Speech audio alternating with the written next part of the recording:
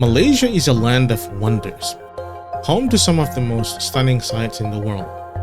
But what if I told you that its most fascinating stories are not just above ground? Beneath the cities, jungles, and hills lies a hidden world, a network of tunnels, caves, and mysteries that have stood the test of time. From natural caves formed millions of years ago to secret passages dug during wartime, we'll uncover stories of survival, ingenuity, and even treasure. The history of colonization in Malaysia is rich and complex, shaped by a series of foreign powers that came to the region over centuries. The country's story begins long before the arrival of European powers, with early interactions from merchants and traders, and extends to modern times with the formation of the Federation of Malaysia. Located between the Indian Ocean and South China Sea, the region attracted merchants from places like China, India, and the Middle East. These early connections had a lasting impact on Malaysia's culture, religion, and political structures. Indian influence began as early as the 1st century AD, when Indian traders brought Hinduism and Buddhism to the region. These religions greatly shaped the culture and governance of ancient Malay kingdoms, such as Langkasuka and Srivijaya. By the 13th century, Islam became the dominant religion, introduced by Indian and Arab traders. The Sultanate of Malacca, established around 1400, played a pivotal role in spreading Islam throughout the region. In 1511, the Portuguese became the first European colonizers in Malaysia, led by Alfonso de Albuquerque. Their primary goal was to control the spice trade in Southeast Asia, and they targeted the Malacca Sultanate, a powerful strategic trading hub. With the conquest of Malacca, the Portuguese gained control over important trade routes connecting Europe, the Middle East, and Asia.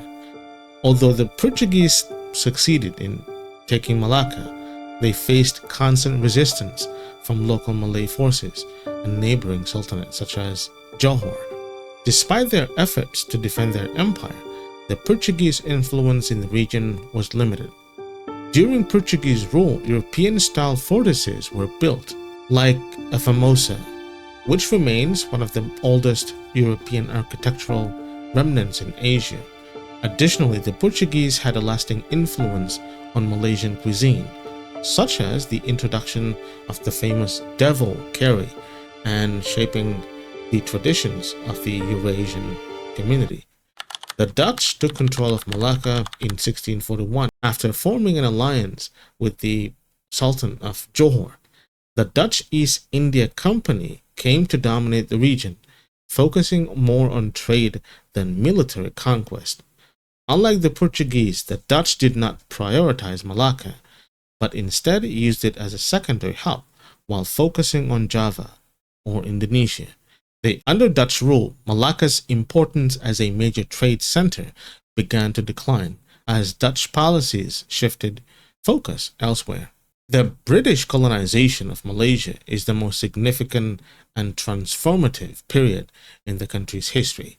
The British began their presence in the region during the late 18th century, starting with the establishment of trading posts. In 1786, Captain Francis Light, representing the British East India Company, secured Penang Island from the Sultan of Kedah, marking the first British foothold on the Malay Peninsula.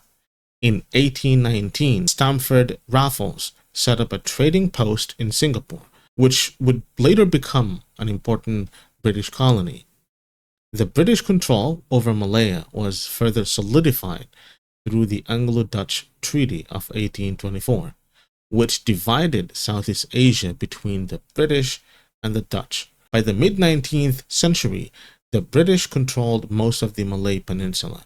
They organized the region into three main parts. Under British rule, the economy flourished due to the exploitation of natural resources like tin and rubber. Malaysia became the world's largest producer of tin and rubber by the early 20th century. To fuel the labor demand in these industries, the British brought large numbers of Chinese and Indian immigrants to Malaysia, which greatly contributed to the multicultural society that remains today. The British also introduced modern schools, railways, and roads to the country through education, though education for locals was limited, primarily focusing on creating a workforce for the colonial industries. During World War II, the Japanese invaded Malaya in 1941, bringing an end to British control for a time. Japan ruled the region until 1945. The Japanese sought to foster a pan-Asian identity and promoted anti-European sentiment, but their rule was harsh, especially towards the Chinese population, who were subjected to forced labor and violent treatment. The Japanese occupation played a key role in weakening British influence in the region and contributed to the growing desire for independence. During this period, the Malayan People's Anti-Japanese Army gained prominence. After World War II, the British returned to Malaya, but the desire for independence had grown significantly. The British attempted to consolidate control through the Malayan Union, established in 1946, but the plan was met with strong opposition, especially from the Malays, who felt that their sovereignty was being threatened. In response to this, the Federation of Malaya was formed in 1948. Long before Malaysia was home to skyscrapers or bustling cities, it was an underwater world. Millions of years ago, coral reefs and marine animals settled on the ocean floor, their remains forming massive layers of limestone. One of the most famous caves in Malaysia is Batu Caves, located just outside of Kuala Lumpur. It's not just a natural wonder, it is also a spiritual site, attracting millions of visitors every year. But Batu Caves is just the beginning. There are hundreds of caves across Malaysia, each with its own unique story. Batu Caves is known worldwide for its colorful festivals and the towering golden statue of Lord Marungan. But the caves themselves have a story that goes back millions of years. The main cave, Cathedral Cave, is massive, with a ceiling that feels like it touches the sky. Inside, you'll find Hindu shrines where devotees come to pray and offer their respects. But here's what most people don't know. Batu Caves is not just one big cave. It's part of a larger limestone hill that hides smaller, lesser-known caves. Some of these are dark, quiet, and filled with ancient drawings and fossils. Gua Tempurung is one of the longest caves in Peninsular Malaysia. Imagine walking through a 4-kilometer maze of tunnels, lit only by faint beams of sunlight or your flashlight. But what makes Gua Tempurung truly special is its history. During World War II, this cave was a hideout for resistance fighters. Later, during the Cominsurgency, it became a shelter. Once again, in Bahang, there is a quiet little town called Sanggai Lembing. It doesn't look like much at first glance, but if you dig a little deeper, literally, you'll find the remains of one of the world's largest tin mines. These mines stretch hundreds of kilometers underground.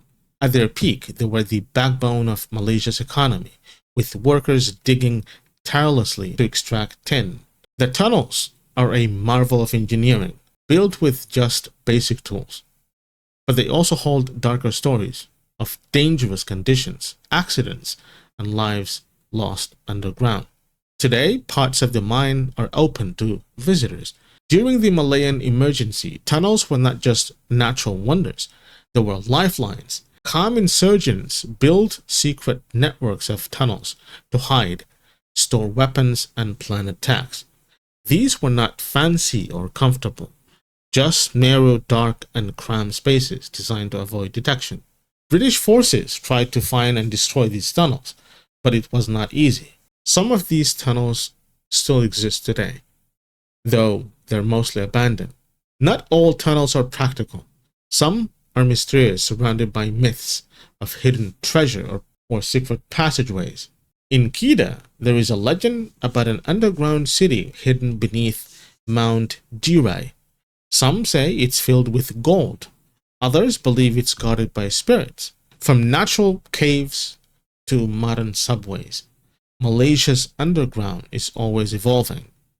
Engineers are now using tunnels to prevent flooding in cities like Kuala Lumpur, while new transportation projects promise faster, safer travel. But no matter how advanced we become, the hidden tunnels of Malaysia will always hold secrets waiting to be discovered. Let us know what you think in the comment section.